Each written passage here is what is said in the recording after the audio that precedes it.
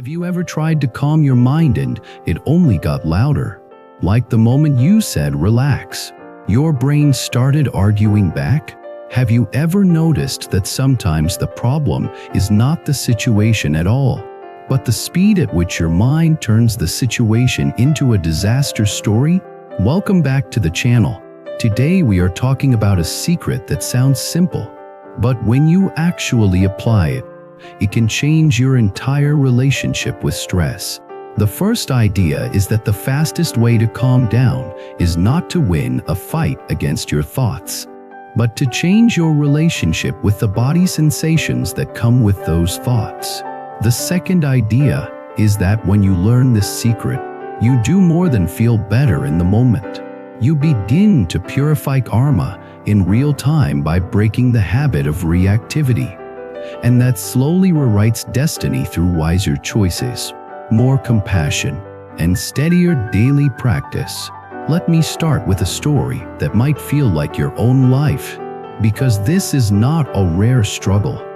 It is one of the most common human experiences in the modern world. There was someone who could function well in public. They could smile, they could do their tasks, they could even give advice to friends. But privately, their mind was fast and sharp and exhausting.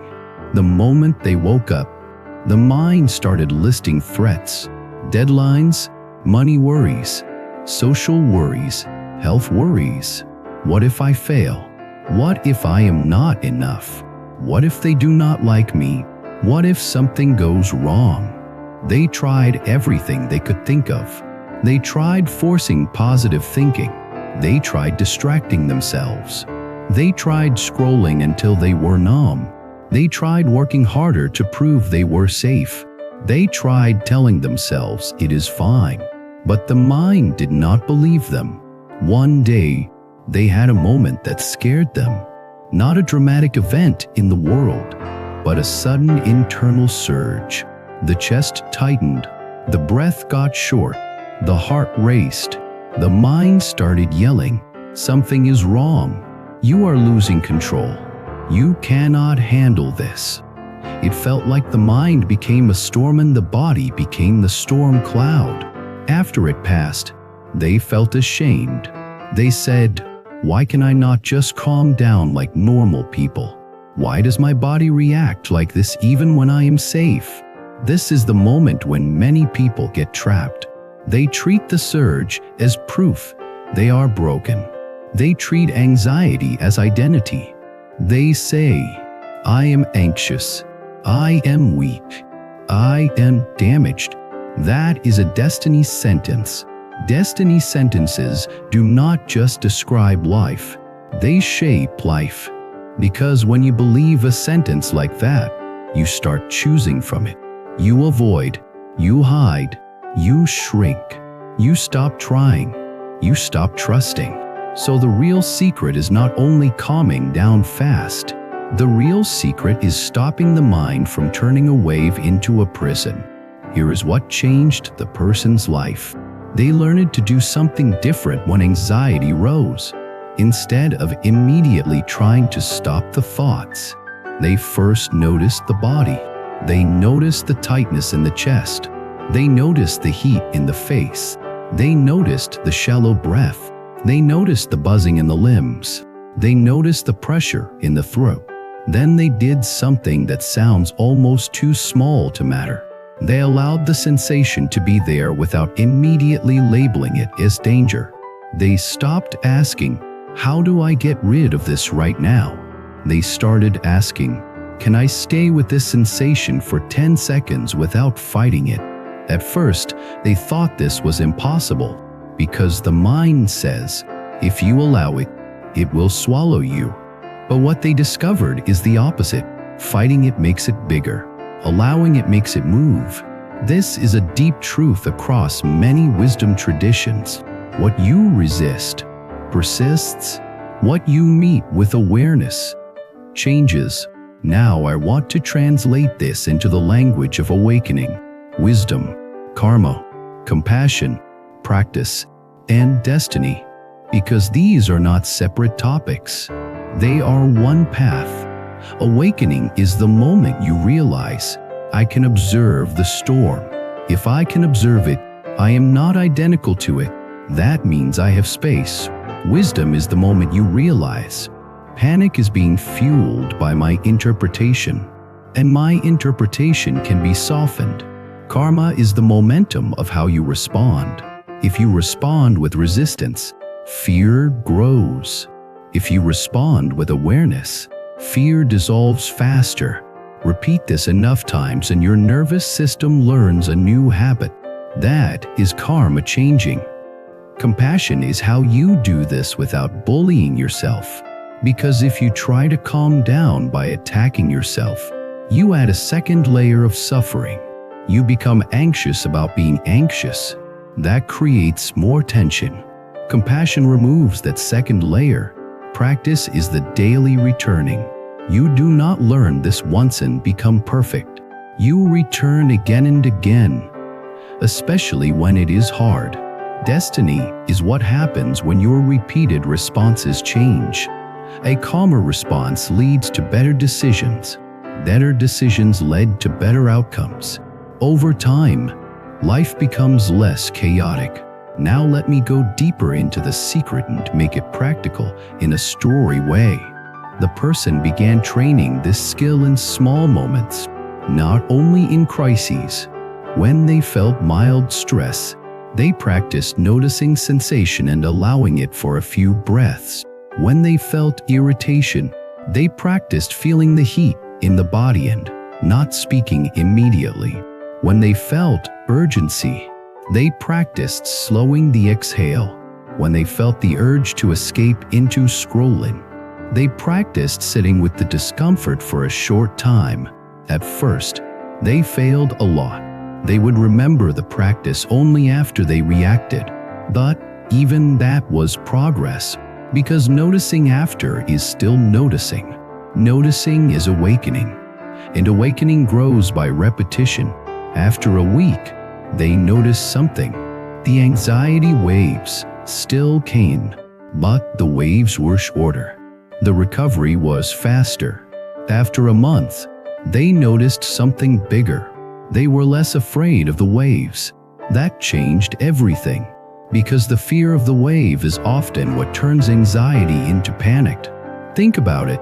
A tight chest by itself is uncomfortable, but when the mind says, "This means something terrible," the body tightens more. Then the mind says, "See, it is getting worse. Now you are in danger." This feedback loop is what makes the experience feel overwhelming. So the fastest calming secret is often this: break the feedback loop by meeting sensation with awareness instead of threat interpretation. Now some people will ask, but what about thoughts? Should I stop the thoughts? Here is the honest answer. Trying to stop thoughts usually makes them stronger. The mind hates being controlled, but you can change your relationship with thoughts. Instead of arguing with the thought, you label it softly. Thinking, worrying, planning, remembering. Then you return to sensation and breath. This does not mean ignoring real problems. It means you are not solving problems while panicking, because problem solving under panic is usually worse than problem solving under clarity. The person in the story began to notice that when they calmed the body first, solutions appeared more easily. They could see priorities. They could choose the next step. They could communicate better. They could stop making everything urgent. This is wisdom.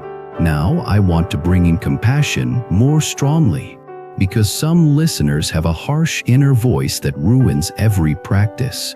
The person had a voice that said, "You should not be anxious. You are embarrassing.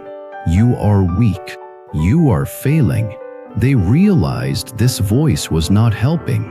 It was adding pressure. Pressure feeds anxiety. So they practiced a compassionate phrase when the wave came, not as fake positivity, but as support.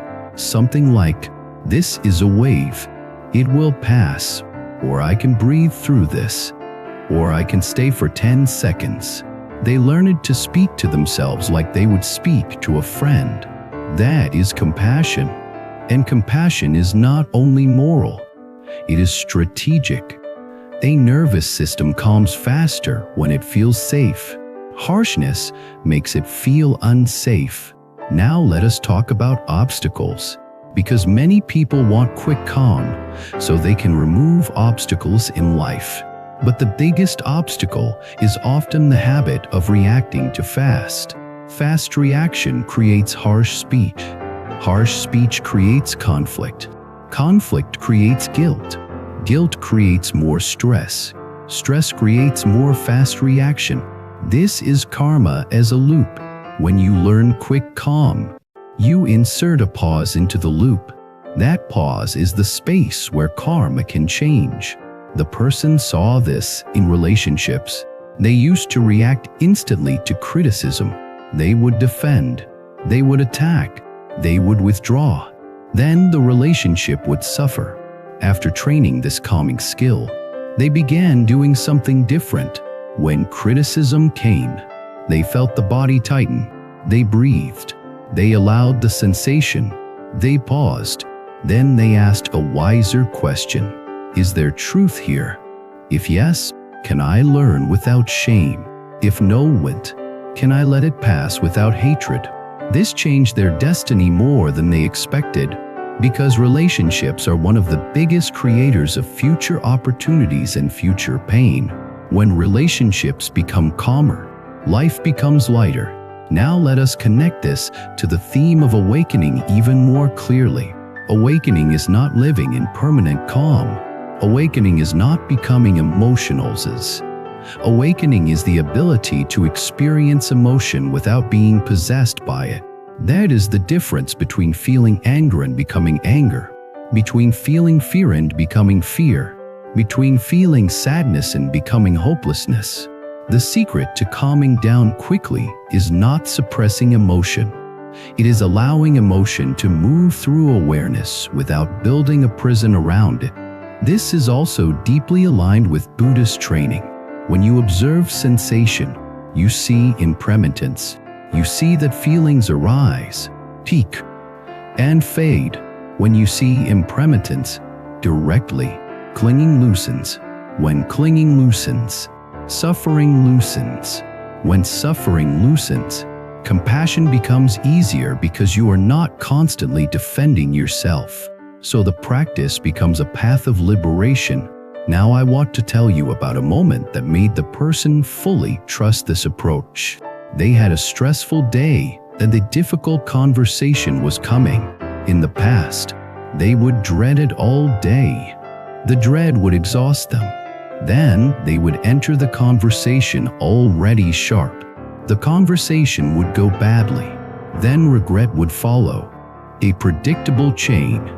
This time they prepared differently. Before the conversation, they sat for 2 minutes and practiced the secret. They noticed sensation. They allowed it. They slowed the exhale. They labeled thoughts. They returned to the body. They did not chase perfect calm. They just created a little space. Then they entered the conversation. They were not perfect, but they were present. They listened. They spoke slower. They set boundaries without cruelty.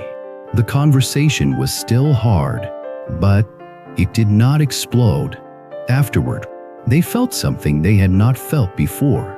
Respect for themselves, not pride. Respect. They realized they could meet stress with wisdom. That respect became a new inner foundation. And that foundation changed their future. Because self-respect reduces self-sabotage. This is destiny shift. Now some listeners might be thinking, this sounds too simple. But simple is not the same as easy. The simplicity is the beauty. You do not need complicated rituals to begin. You need a willingness to practice in small moments. Here is the deeper point. Your mind is trained by repetition. If you repeatedly panic, panic becomes fast. If you repeatedly avoid, avoidance becomes automatic.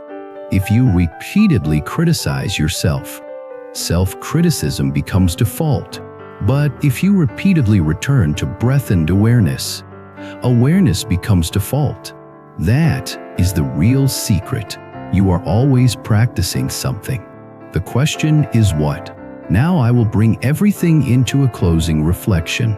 If you want to calm down quickly, stop trying to force the mind into silence. Start by meeting the body sensation with awareness. Allow it for a few breaths. Slow the exhale.